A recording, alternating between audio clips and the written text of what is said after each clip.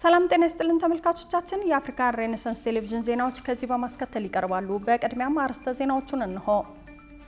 የእስራኤሉ ፕሬዝዳንት አይዛክ ሄርዞግ በቀጣይ ሳምንት ኢትዮጵያ ሊመጡ መሆኑ ተሰማ። በናይጄሪያ በረመዳን የጾም ወቅት ሲመገቡ የተገኙ የእስልምና እምነት ተከታዮች መታሰራቸው ተገለጸ። ተባብሶ የቀጠለው የዩናይትድ ስቴትስ እና የኢራን ፍጥጫ መካከለኛው ምስራቅን ወደ ተጨማሪ ብጥብጥ ውጊያና ውድመት ይከተዋል የሚል ስጋት እየተጠናከረ ነው።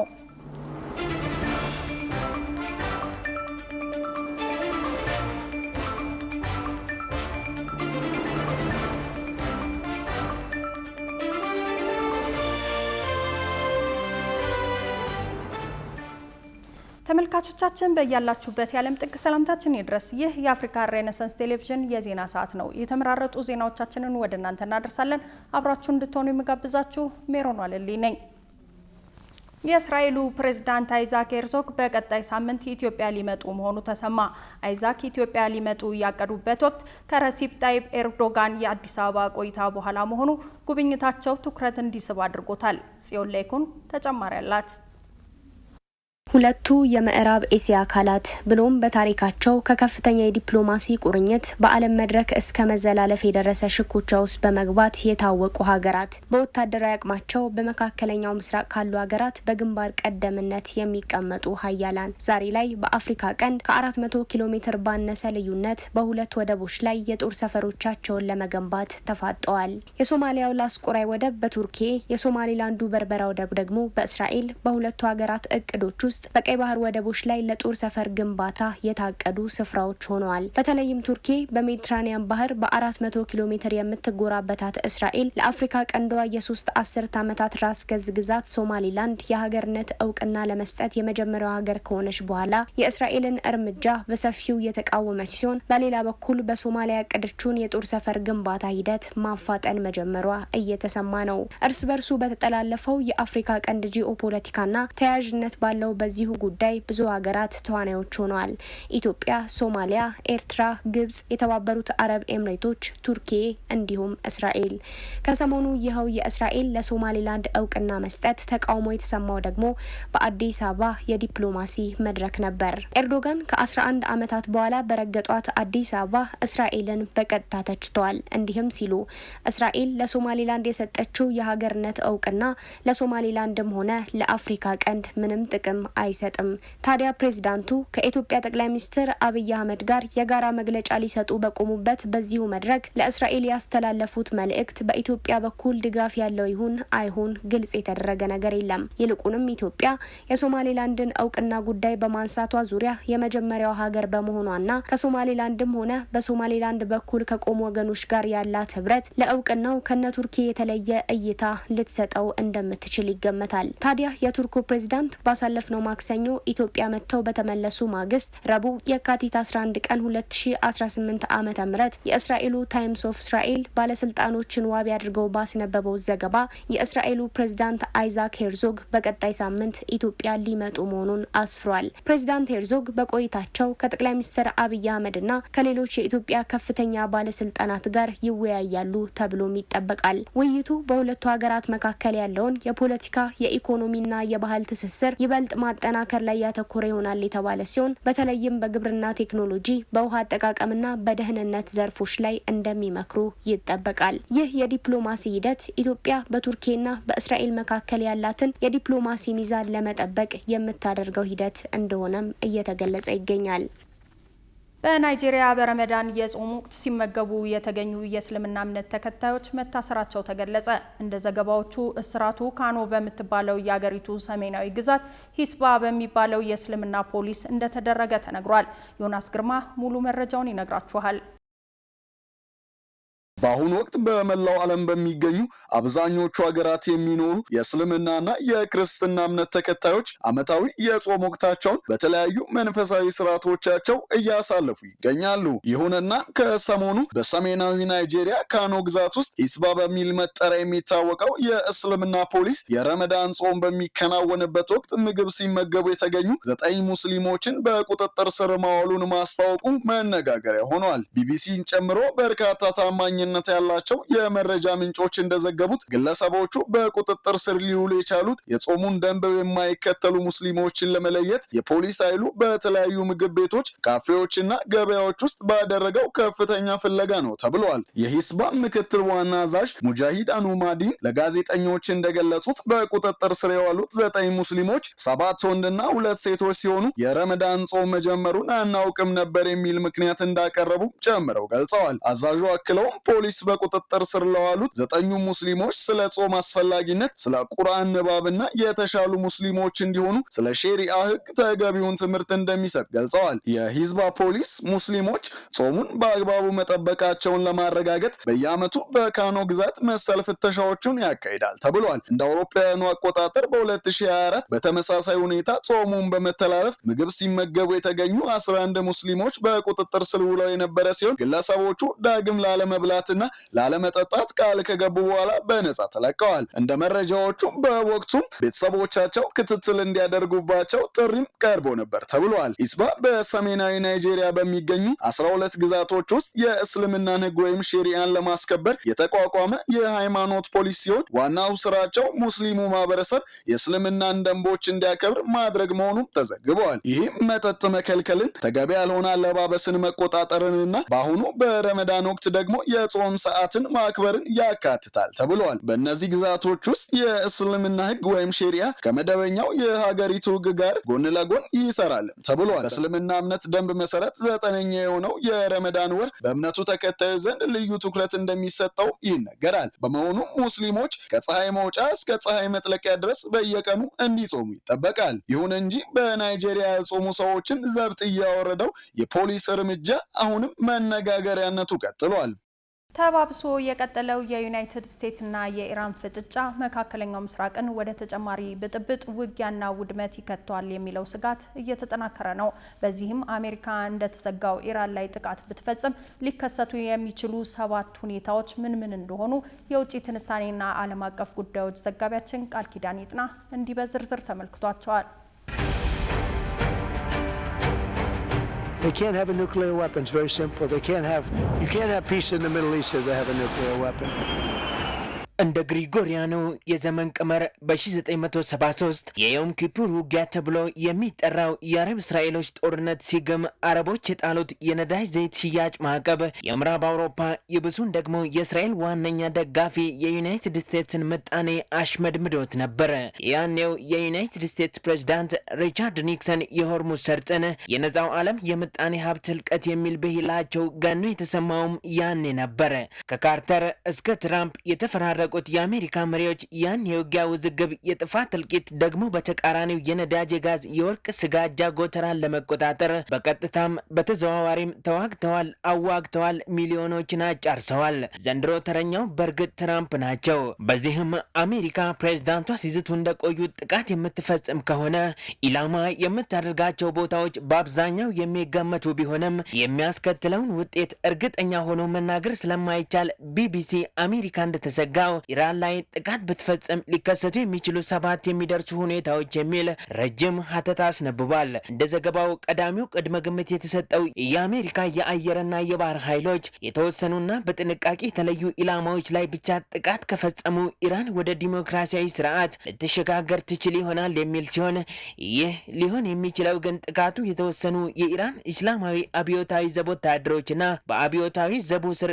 በሚንቀሳቀሱ የባሲስ ታጣቂዎች ወታደራዊ ይዞታዎች ላይ እንዲሁም በባሊስቲክ ሚሳኤሎች መተኮሻና ማከማቻ ቦታዎችን ጨምሮ የኢራን የኒኩለር ማዕከላት ላይ ብቻ ከተፈጸመ ነው። በዚህ ምክንያት ቀድሞውኑ የተዳከመው አገዛዝ ወድቆ ኢራን ሌላውን ዓለም መቀላቀል ወደምትችልበት ትክክለኛ የዲሞክራሲ ስርዓት ልትሸጋገር ትችላለች ይላል ዘገባው። In this best case scenario, the regime collapses, followed by a short period of instability before Iran eventually transitions toward a democratic system.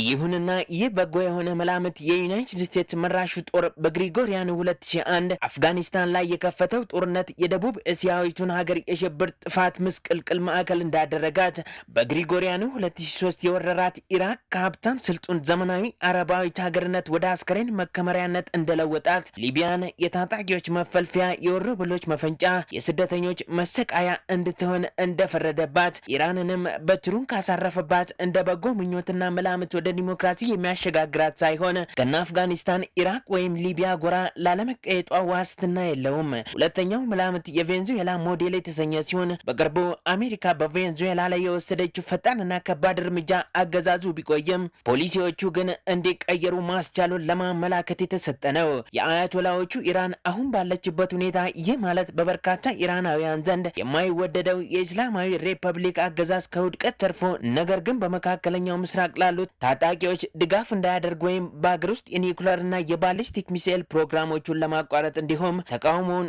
ማፈኑን እንዲያቆም ይገደዳል እንደማለት ነው። ለድፍን 50 ዓመታት ለተጠጋ ያህል ጊዜ ይህን ሲቃወም ሲታገል እና ሲያከሽፍ ቆየው አሁንም አቅጣጫውን የሚቀይር የማይመስለው የኢራን እስላማዊ ሪፐብሊክ አገዛዝ እያለ ግን ይህ ይሆናል ብሎ ማሰብ ለብዙዎች የማይመስል ባይሆንም ከባድ ነው። ሶስተኛው መላምት ብዙዎች ሊሆን ይችላል ብለው የሚያስቡት ሲሆን ይህም አሜሪካ ከምትፈጽመው ጥቃት በኋላ የሚፈጠረውን ግራ መጋባት ተከትሎ ኢራን በእስላማዊ አብዮታዊ ዘብ በተገነባ ጠንካራ ወታደራዊ አስተዳደር ትመራለች የሚል ነው። አራተኛው መላምት ደግሞ ኢራን ጣቶቿ ቃታ ላይ መሆናቸውን በመግለጽ ከአሜሪካ ለሚፈጸምባት ጥቃት ያጸፋ ምላሽ እንደምትሰጥ መዛቷን ተከትሎ በአሜሪካ ኃይሎችና በተሻራኪዎቿ ላይ ያጸፋ ጥቃት ትሰነዝራለች የሚል ሲሆን በዚህ ሳቢያም ሁሉም የአሜሪካ ጋር የሆኑት በአረብ ባህረ ሰላጤ ላይ የሚገኙ የኢራን ጎረቤቶችም የአሜሪካ ወታደራዊ እርምጃ በእነሱ ላይ ጦስ ይዞ ሊመጣ ይችላል ብለው እየተጨነቁ መሆኑ ነው የሚነገረው። Iran has repeatedly warned it would respond forcefully to any attack. ልክ እንደ አራተኛው ሁሉ አምስተኛው መላምትም ኢራን በባህረ ሰላጤው ቦምብ በመቅበር አጸፋ ትሰጣለች የሚል ሲሆን አገሪቱ ከግሪጎሪያኑ 1980 እስከ 1988 ባሉት ዓመታት በተካሄደው የኢራንና ኢራቅ ጦርነት ጀምሮ የመርከብ መስመሮች ላይ ቦምብ በመቅበር በሮያል የባህር ፈንጂ አምካኞች እስከሚጸዱ ድረስ ለዓለም አቀፍ የመርከብ ጉዞና የነዳጅ አቅርቦት ስጋት ሆኖ የቆየው ታሪኳ እንደ አብነት ተጠቅሷል። መረጃዎች እንደሚያመለክቱት ኢራን አሁን ላይ በፍጥነት የባህር ቦምቦችን ለመቅበር ልምምድ የጀመረች ሲሆን ይህን ካደረገችም የዓለም ንግድና የነዳጅ ዋጋ ላይ ተጽዕኖ ማሳደሩ የማይቀር ነው። ስድስተኛው መላምት ኢራን የአሜሪካን ግዙፍ የጦር መርከብን በማስመጥ አጸፋ ትሰጣለች የሚል ሲሆን አንድ የአሜሪካ መርከበኛ በባህረ ሰላጤው በሚገኝ የጦር መርከብ ላይ ሆኖ ኢራን የተቀናጀ ጥቃት ትፈጽማለች የሚል ስጋት እንዳለው ገልጿል። ይህ ከሆነ ኢራን መርከበኞቹን በመያዝ የጦር መርከቡን ማስመጧ ለአሜሪካ ትልቅ ውርደት ነው የሚሆነው። ምንም እንኳን ይህ የማይመስል ቢሆንም በግሪጎሪያኑ 2000 በቢሊዮን ዶላር የሚገመተው የሚሳኤል አውዳሚ የጦር መርከብ በባህረ ሰላጤው ነዳጅ እየሞላ ሳለ በአልቃይዳ የአጥፍቶ ማጥፋት ጥቃት ተፈጽሞበት 17 የአሜሪካ መርከበኞች መገደላቸውን ለሚያስታውስ መላምቱ እንዲህ በቀላሉ የሚታለፍ አይሆንለትም። ሰባተኛው እና የመጨረሻው መላምት የኢራን አገዛዝ ይንኮታኮታል፣ ቀውስ ይፈጠራል የሚል ሲሆን ይህም ኢራን ላይ የተደቀነ እውነተኛ አደጋ ከመሆኑም በላይ የጎረቤቶቿ ኳታርና ሳውዲ አረቢያ ዋነኛ ስጋቶች ውስጥም አንዱ መሆኑም ነው የሚነገረው። ከዚህ በተጨማሪ ልክ በሶሪያ በየመን እና በሊቢያ እንደታየው የእርስ በርስ ጦርነት ሊከሰት ይችላል የሚል ሲሆን በሚፈጠረው ትርምስና ሁከት ውስጥም የሚፈጠረውን የኃይል ክፍተት ተከትሎ ኩርዶች፣ ባሎችና ሌሎችም በቁጥር አናሳ ጎሳዎች ህዝባቸውን ለመጠበቅ ሲሉ ሊፈጠር የሚችለው ውጥረት ወደ ትጥቅ ግጭት ሊያመራ የሚችልበት አደጋም አለ። ይህም በኢራን የውክልና ጦርነት በቀጠናው ጥቃቶችን ያስተናገደችውና በኒኩለር ፕሮግራሟ የህልውና ስጋት የገባትን እስራኤል ብቻ ሳይሆን አብዛኞቹን የመካከለኛው ምስራቅ አገራትን ሊያስደስት ይችላል። የሆነ ሆኖ ጦርነቱ የሚጀምረው ግልጽ የሆነ መጨረሻው ሳይታወቅ ቢሆንም ሊገመት የማይችል ጎጂ ውጤት ማስከተሉ ግን አይቀሬ ነው። በኢትዮጵያ ንግድ ስርዓት ውስጥ ዋጋቸው የጨመሩ ነገሮች ሲቀንሱ አለመታየታቸው በንግድ ሰንሰለት ውስጥ ባለው የተዛባ አመለካከት እንደሆነ ተገለጸ። ለዚህ ችግር የመንግስት አስተዳደር ምን መፍትሄ ያለው ሲል ባልደረባችን ብዙነህ እንዳለ የቢዝነስና የኢንቨስትመንት ባለሙያ አናግሯል። ተከታትለን እንመለስ። በኢትዮጵያ ያለው የንግድ ስርዓት ግልጽነት የጎደለው በመሆኑ በተለያዩ ምርቶች ላይ አሻጥር እንዲፈጸም መንገድ የከፈተ መሆኑን የዘርፉ ምሁራን ይገልጻሉ። በአንድ ሀገር ላይ የኢኮኖሚ አሻጥር የሚፈጽሙ ቡድኖች ቁጥር እየጨመረ ሲመጣ ደግሞ የሀገሪቱ ኢኮኖሚ የመውደቅ አደጋው እንደሚያጋጥመው ምሁራኑ ያስገነዝባሉ። አሻጥር የሚሰራው አምራች ወይም ሻጭ የምርቶች ወይም እቃዎች ዋጋ ርካሽ ሲሆንበት ያከማቻል። ግምቱ የሆነ ወቅት ደግሞ ዋጋ ይጨምራል በሚል ነው። ገበያው ላይ የእቃዎች ዋጋ በሚጨምርበት ጊዜ ደግሞ አውጥቶ ያልተገባ ትርፍ ለማግኘት ያለ መስራት ነው። እንደዚህ አይነት ሰዎች በአንድ ኢኮኖሚ ውስጥ በብዛት የሚገኙ ከሆነ የሀገሪቱ ኢኮኖሚ በከፍተኛ ደረጃ ይጎዳል። በኢትዮጵያ በተለያዩ ምርቶች ላይ የሚፈጸሙ የኢኮኖሚ አሻጥሮች ምክንያታቸው ሰው ሰራሽ እጥረቶች እንደሆኑም በርካቶች ያነሳሉ። አሻጥር የሚፈጸምባቸው ምርቶችም በተጠቃሚዎች ዘንድ ተፈላጊ በመሆናቸው በኢኮኖሚው ላይ የሚያሳድሩት ጫና ከፍተኛ ነው። ቡና፣ ቆዳ፣ ብረት፣ ነዳጅ፣ ስኳርና ዘይት ደግሞ የኢኮኖሚ አሻጥር ከሚፈጸምባቸው ምርቶች ውስጥ ተጠቃሾቹ ናቸው። ባለፉት ዓመታት በተለይም የውጭ ምንዛሪ ለውጥ ከተደረገ ወዲህ ደግሞ ዋጋቸው ጨመረ ተብሎ የሚነገሩ ሸቀጦችም ሆኑ ሌሎች ነገሮች ዋጋቸው ከጨመረ በኋላ የመቀነስ ነገር አይስተዋልባቸውም።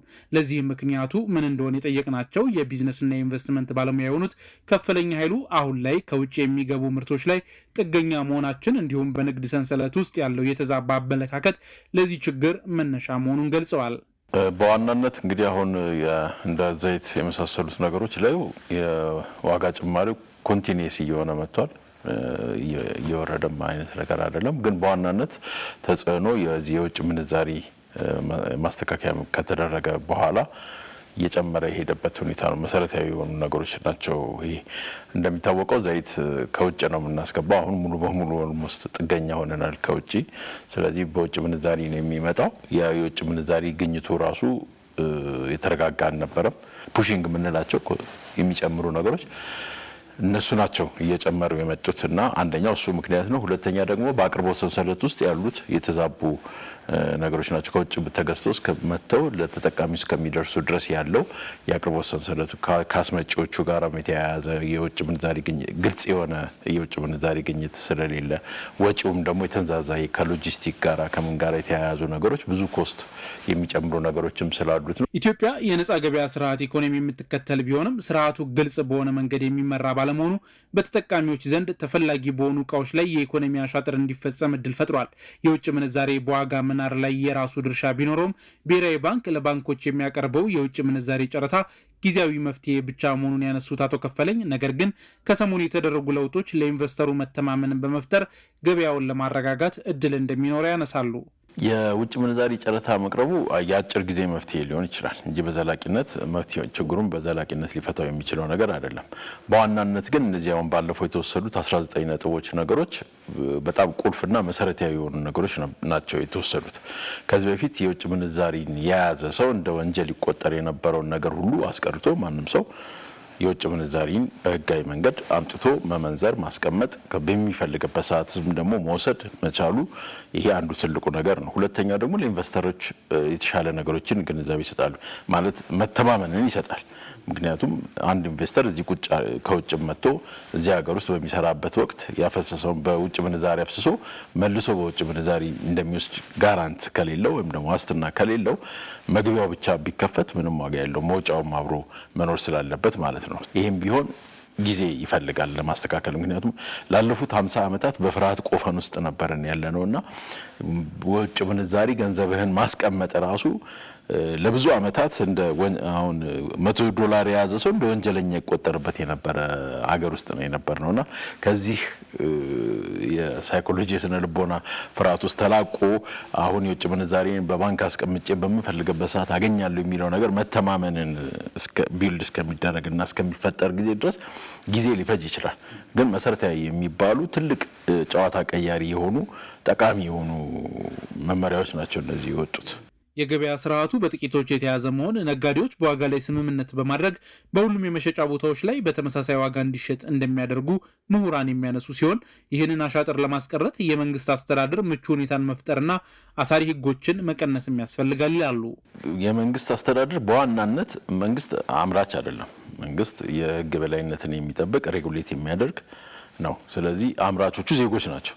ዜጎች በሚያመርቱበት ወቅት የመልካም አስተዳደርን መፍጠር ወይም ደግሞ እንቅፋት የሚባሉትን ነገሮች አሉ ማንሳት ኦብስታክልስ የሚባሉትን ነገሮች ቢዝነስን ለመስራት የሚያስቸግሩ ኢንቨስትመንትን ለማሳለጥ ለመስራት የሚያስችሉ ነገሮች ካሉ ማንሳት እንቅፋቶችን ነገሮች በሙሉ ሪሙቭ ማድረግና ይሄንን ምቹ ሜዳ መፍጠሩ ነው። ፌር ፕሌይ የምንለው ነገሮች አሉ። ገበያው የተረጋጋ ገበያው የሚተማመንበት ሻጭም ገዥም አምራችም ሰሪም ሁሉም ነገሮች የሚተማመኑበት እዚህ ሀገር ባመርት ብሰራ በህጉን ጠብቄ እስከሰራው ድረስ የንብረት መብት ይጠበቅልኛል፣ ኮንትራክቹዋል ኢንፎርስመንት አገኛለሁ፣ የህግ የበላይነት ይኖራል፣ ገቨርንመንቱ የተሻለ ነው፣ ጸጥታው የተከበረ ነው የሚለውን ነገር ዴቨሎፕ እያደረገ ሲሄድ ሀብት ይመጣል፣ የሰው ኑሮ ይሻሻላል። እነዚህ ኮስት የምንላቸው ወጪዎች የምንላቸው ነገሮች ሊሻሻሉ ይችላሉ። በዛው ልክ ደግሞ የዜጎችም የመግዛት አቅምም አብሮ እያደገ ሊመጣ ይችላል። የገቢ የምንለው ራሱ የነፍስ ወከፍ ገቢያችንም ራሱ ሊጨምር ይችላል። የነፍስ ወከፍ ገቢያችን ጨመረ ማለት ምርቶቹን ጨመሩ ማለት ነው። የመግዛት አቅማችንም እያደገ ሊሄድ ይችላል። ስለዚህ በዚህ ጉዳይ ላይ የገቨርነንስ ጉዳይ ከፍተኛውን ቦታ ይይዛል። የአስመጪዎች ጥቂት መሆን፣ የግብይት ሰንሰለቱ መርዘምና ጠንካራ ተቆጣጣሪ አካል አለመኖር በኢትዮጵያ ውስጥ የኢኮኖሚ አሻጥር እንዲፈጸም የሚያደርጉትን ምክንያቶች እንደሆኑም ገልጸዋል። መንግስት የገበያ ስርዓቱን ፍትሐዊና ተወዳዳሪ ለማድረግ የወጡ ህጎች፣ ደንቦችና መመሪያዎችን በትክክል ተግባራዊ በማድረግ ገበያውን በየጊዜው ክትትል ሊያደርግበት እንደሚገባ ገልጸው ከዚህ ባለፈ በሀገር ውስጥ ምርትን በከፍተኛ ሁኔታ ማሳደግ አሁን ያለውን የዋጋ ንረት ለማረጋጋት ትልቅ እንዳለው ገልጸዋል። ክቡራትና ክቡራን ተመልካቾቻችን አሁንም የአፍሪካን ሬኔሳንስ ቴሌቪዥን ዜናዎች እንደቀጠሉ ናቸው። ወደ ቀጣዮቹ ጉዳዮቻችን ከመሻገራችን በፊት ይፋዊ የማህበራዊ ገጾቻችንን ልናስታውሳችሁ ወደድን። በቴሌቪዥን ስርጭት ያለፏችሁን ፕሮግራሞቻችንን ከ1.8 ሚሊዮን በላይ ሰብስክራይበሮች ባሉት አርቲስት ቲቪ ወርልድ የዩቲዩብ ገጻችን በኩል ልትከታተሉ ትችላላችሁ። በተጨማሪም በርካታ ተከታዮችን ባፈራንባቸው በፌስቡክ፣ በቀድሞ ትዊተር እና በአሁኑ ኤክስ እንዲሁም በቲክቶክ እና ኢንስታግራም ገጾቻችን በኩል ቤተሰብ መሆን ትችላላችሁ። ከቆይታ በኋላ በአርትስ ስፔሻል የመረጃ ሰዓታችን ልዩ የመዝናኛ የኪነ ጥበብና የሁነት መረጃዎች ወደ እናንተ እናደርሳለን። ይጠብቁን። ክቡራን ተመልካቾቻችን አሁን የህልውናና የዋንጫ ግብግብ በተባለለት የሰሜን ለንደን ደርቢ አርሰናል ከቶትንሃም ሆትስፐርስ የሚያደርጉትን ጨዋታ ጨምሮ የተመራረጡ ስፖርታዊ መረጃዎችን ወደ እናንተ የምናደርስበት ሰዓት ላይ ደርሰናል። ስፖርታዊ መረጃዎቹ በባልደረባችን ጌታውን አበበ ወደ እናንተ ይደርሳሉ። ከመረጃዎቹ ጋር መልካም ቆይታ። ከአፍሪካ ሬኔሳንስ ቴሌቪዥን የሰዓቱን ስፖርታዊ መረጃዎች ይዘን መጥተናል። መረጃዎቻችንን ከሀገር እንጀምራለን። በዓለም አትሌቲክስ የወርቅ ደረጃ በተሰጠው ውድድር ኢትዮጵያዊት አትሌት ፍሬወይኒ ኃይሉ የዓመቱን ፈጣን ሰዓት በማስመዝገብ አሸነፈች። በፈረንሳይ ሊቨን በተካሄደው የቤት ውስጥ አትሌቲክስ ውድድር በሴቶች 3000 ሜትር ፍሬወይኒ ኃይሉና አለሽኝ ባወቂ አንደኛና ሁለተኛ በመውጣት ደምቀው አምሽተዋል። አትሌት ፍሬወይኒ ርቀቱን ለማጠናቀቅ 8:24:59 ሰከንድ የወሰደባት ሲሆን የገባችበትን ሰዓት የዓመቱ ፈጣን ሰዓት ሆኖ ተመዝግቧል። በ1500 ሜትር ብርቄ ኃየሎምና ሳሮን በሬ ሁለተኛና ሶስተኛ ደረጃ በመያዝ ሲያጠናቅቁ አዲስ የዓለም ክብረ ወሰን በተሰበረበት የ800 ሜትር ውድድር ጽጌ ድጉማና ንግስት ጌታቸው ሶስተኛና አራተኛ ወጥተዋል። እንግሊዛዊቷ ኪሊ ሂጅኪንሰን ለ24 ዓመታት ተይዞ የነበረውን የቤት ውስጥ የዓለም ክብረ ወሰን በመስበር አሸንፋለች። በ2000 ሜትር አውስትራሊያዊቷ ጄሲካ ሃል ስታሸንፍ ኬናቱፋ አምስተኛ፣ ባይሴ ቶሌሳ 10ኛ ሆነው ውድድራቸውን ሲያጠናቅቁ በ3000 ሜትር አዲሱ ይሁን በአንደኝነት አጠናቋል። ጥሪ ከተደረገላቸው 20 አሰልጣኞች 5ቱ ብቻ በተገኙበት የውይይት መድረክ የኢትዮጵያ ብሔራዊ ቡድን አሰልጣኝ ከሊጉ አሰልጣኞች ጋር ውይይት አድርጓል። የኢትዮጵያ እግር ኳስ ፌዴሬሽን ባዘጋጀው መድረክ አሰልጣኝ ዮሐንስ ሳህሌ ከፕሪሚየር ሊግ አሰልጣኞች ጋር ተወያይተዋል። ውይይቱ የተጫዋቾች ጥሪ፣ የዝግጅት ሂደትና በጨዋታው ትኩረት ሊሰጥባቸው የሚገባቸው ጉዳዮችና ሀሳቦች ላይ ያተኮረ እንደነበር ተገልጿል። በዚህ ውይይት ላይም ጥሪ ከተደረገላቸው 20 የሊግ ክለብ አሰልጣኞች 5ቱ ብቻ እንደተገኙም ፌዴሬሽኑ አስታውቋል። እነዚህም በጸሎት ልዑል ሰገድ ከኢትዮጵያ ንግድ ባንክ፣ ደጋረገ ይግዛው ከባህር ዳር ከተማ፣ ጸጋዬ ኪዳነ ማርያም ከመቀለ ሰባ እንደርታ፣ ታገሱ እንዳለ ከድሬዳዋ ከተማ፣ ዳንኤል ፀሐዬ ከምድረገነት ሽረ እንደሆኑ ተገልጿል። ፌዴሬሽኑ በመድረኩ ላይ በመገኘት ለብሔራዊ ቡድኑ ግብአት የሚሆን ሀሳብ ላቀረቡ አሰልጣኞች ምስጋናውንም አቅርቧል። የኢትዮጵያ ብሔራዊ ቡድን የ2027 የአፍሪካ ዋንጫ ቅድመ ማጣሪያ ጨዋታውን ከሳኦቶሚ ጋር በመጋቢት ወር የሚያደርግ ይሆናል። የ27ኛ ሳምንት የእንግሊዝ ፕሪሚየር ሊግ መርሃ ግብር በሳምንቱ መጨረሻ ቀናት መደረግ ሲጀምር ተጠባቂ ጨዋታዎች ይከናወናሉ።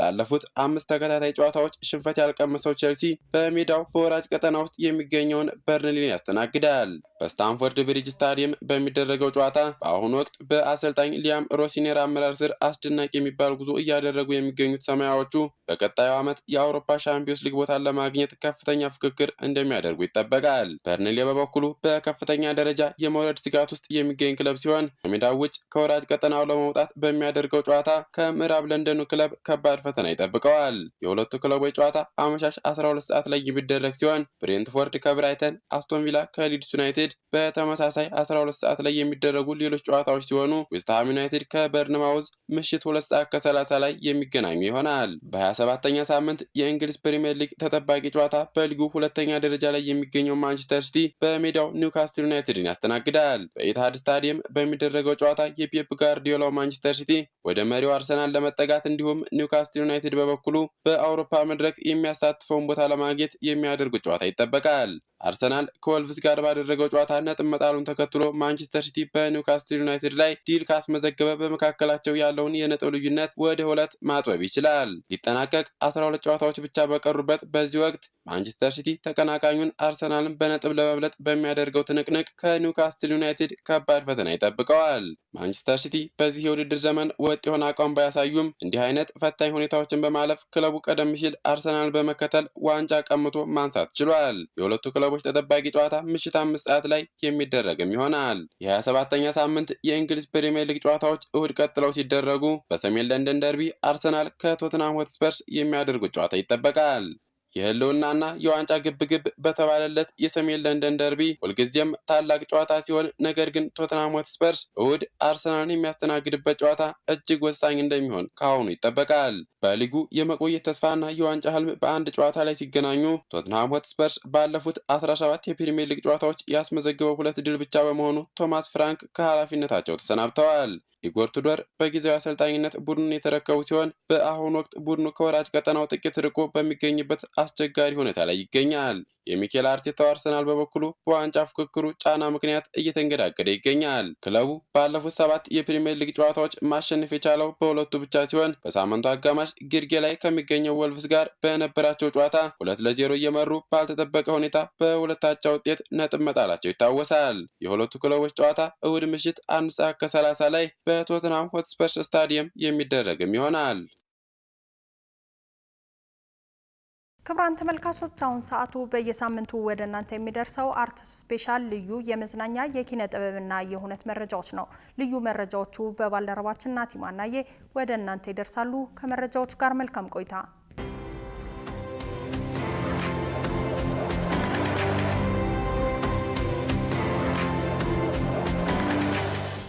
የተወደዳችሁ እንዴት ናችሁ? ይህ አርት ስፔሻል ነው። ዋና ዋና ጉዳዮች በወርሃ የካቲት አጋማሽ ታላቁ ሎሬት ጸጋዬ ገብረመድህንና ሰዓሊና ገጣሚ ገብረ ክርስቶስ ደስታ በልዩ መሰናዶች ሊዘከሩ ነው። በፊልም ስራዎቻቸው የአፍሪካውያንን ድምፅ በዓለም አቀፍ መድረክ ላይ እንዲሰማ ላደረጉት ከፍተኛ ጥረት ኢትዮጵያዊ የፊልም ሰው ፕሮፌሰር ኃይሌ ገሪማ ዓለም አቀፍ ሽልማት ተሸለሙ። አንጋፋው ደራሲ ሲሳይ ንጉሱ ከዓመታት በኋላ አዲስ መጽሐፉን ለንባብ ሊያበቃ ነው። እነዚህንና ሌሎችንም የአርት ስፔሻል የኪነትና ኩነት መረጃዎች እናቀርብላችኋለን። አብራችሁን ሁኑ። በፊልም ስራዎቻቸው የአፍሪካውያንን ድምፅ በዓለም አቀፍ መድረክ ላይ እንዲሰማ ላደረጉት ከፍተኛ ጥረት ኢትዮጵያዊ የፊልም ሰው ፕሮፌሰር ኃይሌ ገሪማ እውቅና ተሰጥቷቸዋል። ዝነኛው ኢትዮጵያዊ ፊልም ባለሙያ ፕሮፌሰር ኃይሌ ገሪማ በጀርመን መዲና በርሊን ባሳለፍነው ማክሰኞ በተካሄደው ዓለም አቀፍ የፊልም ፌስቲቫል ላይ ነው የበርሊን ካሜራ የተሰኘ የክብር ሽልማት የተሰጣቸው። ኃይሌ ገሪማ በአፍሪካ ታሪክ፣ ብቅኝ አገዛዝ፣ በማንነትና በማህበራዊ ፍትህ ላይ በሚያተኩሩ ስራዎቻቸው በዓለም አቀፍ ደረጃ የሚታወቁ የፊልም አዘጋጅና መምህር ናቸው። ለበርካታ ዓመታት በአሜሪካ በሚገኘው ሃዋርድ ዩኒቨርሲቲ የፊልም ፕሮፌሰር በመሆን በርካታ ወጣት የፊልም ባለሙያዎችን ማፍራታቸው የሚነገርላቸው ኃይሌ ገሪማ በተለይም በአፍሪካና በተቀረው ዓለም የሚኖሩ ጥቁር ህዝቦችን ታሪካዊና ፖለቲካዊ ተሞክሮች የሚዘክሩ እንደ ሰንኮፋና ጤዛ የተሰኙ ፊልሞቻቸው አድናቆትን አትርፎላቸዋል። በርሊን ከተማ ውስጥ በሚገኘው ዴልፊ ፊልም ፖልሰት በተካሄደው የፊልም ማሳያ መርሃ ግብር ላይ ፕሮፌሰር ኃይሌ ጥቁር አንበሳ የሮማ ተኩላዎች የተሰኘውን አዲስ ፊልማቸውንም አስተዋውቀዋል። ከደላ ጉራ የጉንደዘማች የአድዋ ልኩ የማይጨውሩላጅ አዲሱ የፊልም ስራቸውም ጣሊያን ቅኝ ለመግዛት ያደረገችው ሙከራ በኢትዮጵያ ላይ ያስከተለውን ተጽዕኖ፣ ሙከራውን ለማክሸፍ የተደረገውን ተጋድሎና የታሪክ ትውስታን የሚዳስስ ነው። ፕሮፌሰር ኃይሌ ገሪማ ዓለም አቀፍ ክብር ያቆናጸፋቸው ሽልማት የተበረከተላቸው ለነጻ የሲኒማ ጥበብ ላላቸው የእድሜ ልክ ቁርጠኝነት፣ ታሪክን በፊልም የመተረክ ብቃታቸው እንዲሁም የአፍሪካውያንን ድምጽ በዓለም አቀፍ መድረክ ላይ እንዲሰማ ስላደረጉት ከፍተኛ ጥረት እውቅና ለመስጠት ነው ተብሏል። ሽልማቱ ፕሮፌሰር ኃይሌ ከተጎናጸፉት ክብር ባሻገር ለኢትዮጵያና ለመላው አፍሪካ የፊልም ኢንዱስትሪ ትልቅ ኩራት የሚሆን እንደሆነም ተነግሯል። የኢትዮጵያ ሳይንስ አካዳሚ የብላቴን ጌታ ኅሩይ ወልደስላሴ የሥነ ጥበባት ማዕከል ቅዳሜ የካቲት 14 ቀን 2018 ከቀኑ 8 ሰዓት ጀምሮ ታላቁን ደራሲ ገጣሚና የቲያትር ሰው ሎሬት ጸጋዬ ገብረመድኅንን የሚዘክር የመታሰቢያ መርሃ ግብር ማዘጋጀቱን አስታውቋል። ይህ መርሃ ግብር የተዘጋጀው ሎሬት ጸጋዬ ገብረመድኅን ከዚህ ዓለም በሞት ከተለየ 20ኛ ዓመቱን ምክንያት በማድረግ ነው። በዚህ መርሃ ግብር ላይ የሎሬት ጸጋዬ ገብረመድኅን የማይረሱ ግጥሞች ላይ የሥነ ጽሑፍ ባለሙያዎች ትንታኔ ያቀርባሉ። ለኢትዮጵያ ቲያትር ጥበብ መሰረት የጣሉ ተውኔቶች ላይ ዳሰሳ ይደረግባቸዋል። በቆይታ በጸጥታ ዝም ብለን አብረን ዝም እንበል። መቼስ አይሆንም ካልሽ ቅሪ፣ ግዴን ለማትገደሪ፣ ልቦናሽ በመተረልሽ ባሳደረብሽ ደሪ። ተስፋ መቀነን ነው መቼም የሰው ልብ አይችለው የለም። በተጨማሪም የደራሲው ህይወት ስራዎች የሚመረምረውና በፋሲል ይትባረክ የተጻፈው ምጥቀት በቅኔ አክናፍ የተሰኘው መጽሐፍ ላይም ዳሰሳ ለታዳሚው ይቀርባል። ሎሬት ጸጋዬ ገብረመድኅን ለ70 ዓመታት ያህል በምድር ላይ በቆየባቸው ጊዜያት በኢትዮጵያ የሥነ ጽሑፍ ታሪክ ውስጥ የማይረሳ አሻራውን አሳርፏል። ሎሬቱ በየካቲት ወር 1998 በሀገር አሜሪካ በሕክምና ሲረዳ ቆይቶ ማረፉ ይታወሳል። ሰዓሊና ባለቅኔ ገብረ ክርስቶስ ደስታን የሚዘክርና በስሙ የተሰየመው ዓመታዊ የወርሃ ገብረ ክርስቶስ መሰናዶ ዘንድሮም እንደሚከበር ተገልጿል። ለሶስተኛ ጊዜ የሚከበረው ይህ የጥበብ ቀን የካቲት 14 ቀን ቅዳሜ ከሰዓት በኋላ ከ8 ሰዓት ጀምሮ 6 ኪሎ የጀርመን የባህል ማዕከል ጎተ ኢንስቲትዩት አጠገብ በሚገኘው የገብረ ክርስቶስ ደስታ ዘመናዊ የጥበባት ሙዚየም ውስጥ ይካሄዳል። የባለቅኔው ገብረ ክርስቶስ ደስታ ግጥሞች የሚነበቡበትና የጥበብ አፍቃሪያን ስራዎቹን የሚያደምጡበት መድረክ እንደሆነም ተገልጿል። የሰዓሊ ዝነኛና ረቂቅ የሆኑ የዘመናዊ የስዕል ስራዎቹ ለእይታ የሚቀርቡ ሲሆን ስለ ስራዎቹ ጥልቅ ትንተና ከባለሙያዎች የሚሰጥ ይሆናልም ተብሏል። በዕለቱ ለሚታደሙ የጥበብ አፍቃሪያን ይበልጥ የሚወዱትን የገብረ ክርስቶስ ግጥም በኮፒ መውሰድ የሚችሉበት እድልም ተመቻችቷል። ይህ መርሃ ግብር በሀገር ውስጥ ብቻ ሳይሆን በዓለም አቀፍ ደረጃም የሚታሰብ ሲሆን እንደ አውሮፓውያን አቆጣጠር ከማርች 28 እስከ ኤፕሪል 1 2026 ድረስ በአሜሪካን ኦክላሃማና ሌሎች ከተሞች በድምቀት እንደሚከበርም ታውቋል። ገብረ ክርስቶስ ደስታ ከውጭ ሀገር ትምህርቱን አጠናቆ እንደተመለሰ በስነ ጥበብ ትምህርት ቤት የመጀመሪያ ስራዎቹን በቀዳማዊ ኃይለ ሥላሴ አስመርቆ ማስከፈቱ በታሪክ የሚታወስ ሲሆን ይህም ዝግጅት የእነዚያ ድንቅ ስራዎችና የታላቁን ባለሙያ አሻራ ለማስታወስ የታለመ እንደሆነ አዘጋጆቹ ተናግረዋል። ይናፍቀኝ ነበር ዞሮ ዞሮ ከቤት ይላለኛ ተረት፣ አቧራው ፀሐዩ ይናፍቀኝ ነበር፣ አፈሩ ጠጠሩ ይናፍቀኝ ነበር፣ የመንደር ጭስ ማታ ይናፍቀኝ ነበር፣ የሳር ቤት ጥቀርሻው መደቡ ምሰሶ ማገሩ ግድግዳው አጥሩና ጥሻው፣ የፈራረሰው ካብ ቀጭን ጠባብ መንገድ በመንደር የሚሮጥ ቅጠል የሸፈነው ሳር ያለባበሰው እነዚህ ይናፍቁኝ ነበር። ከ3 ዓመታት በፊት የተጀመረው ይህ መርሃ ግብር የገብረ ክርስቶስ ደስታ ስራዎችን ከመዘከር ባሻገር ዋነኛ ዓላማው በሀገር አሜሪካ ኦክላሃማ ግዛት ውስጥ ያረፈውን የገብረ ክርስቶስ ደስታ አጽሙን ወደ እናት ሀገሩ ኢትዮጵያ ለመመለስ የተለያዩ ስራዎች ሲሰሩ እንደቆዩ ካዘጋጆቹ ሰምተናል። አጽሙንም ወደ እናት ሀገሩ ለመመለስ በርካታ ስራዎች በቀጣይ እንደሚሰሩም አዘጋጆቹ ተናግረዋል። አንጋፋው ደራሲ ሲሳይ ንጉሱ ከዓመታት ቆይታ በኋላ በአዲስ መጽሐፍ ብቅ ሊል ነው። በኢትዮጵያ ዘመናዊ ስነ ጽሑፍ ታሪክ ውስጥ በረቂቅ አጻጻፍ ስልቱና በማራኪ ትረካው የሚታወቀው አንጋፋው ደራሲ ሲሳይ ንጉሱ ከረጅም ዓመታት ቆይታ በኋላ ሳልሳዊ ልደት የተሰኘ አዲስ መጽሐፉን ለንባብ ሊያበቃ መሆኑ ተገልጧል። ደራሲው በተለይም በታዋቂው ሰመመን ልብ ወለድ መጽሐፉ በብዙዎች ዘንድ የሚታወስ ሲሆን በተጨማሪ በቅናት ዛርና ረቂቅ አሻራ እንዲሁም ሌሎች ተወዳጅ መጽሐፍትን ለንባብ ማብቃቱ ይታወሳል። ደራሲው ለበርካታ ዓመታት ከአዲስ መጽሐፍ ህትመት ርቆ በቆየባቸው ጊዜያት ስራዎቹን በናፍቆት ለሚጠባበቁ አንባቢዎቹ ይህ ሳልሳዊ ልደት የተሰኘው መጽሐፍ ትልቅ የምስራች ሆኗል። ይህ አዲስ ስራው በቅርቡ ታትሞ ለገበያ እንደሚቀርብ የተጠቆመ ሲሆን በኢትዮጵያ ስነ ጽሑፍ ውስጥ ከፍተኛ አሻራ ያሳረፈው የደራሲው ዳግም መመለስ በዘርፉ ባለሙያዎችና በአንባቢዎች ዘንድ በጉጉት እየተጠበቀ ይገኛል።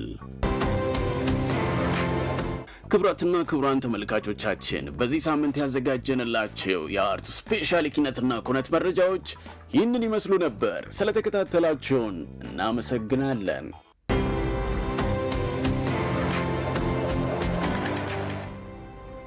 ውድ ተመልካቾቻችን የአፍሪካን ሬኔሳንስ ቴሌቪዥን የሰዓቱ ዜናዎች የተከታተላችሁትን ይመስሉ ነበር። ስለሰጣችሁን ጊዜ ከልብ እያመሰገንን ከዜናዎቹ ጋር ሜሮን ዋለልኝ ቆይታ አድርጌያለሁ። ከቀሪ የጣቢያችን ዝግጅቶች ጋር መልካም ጊዜን ተመኘው።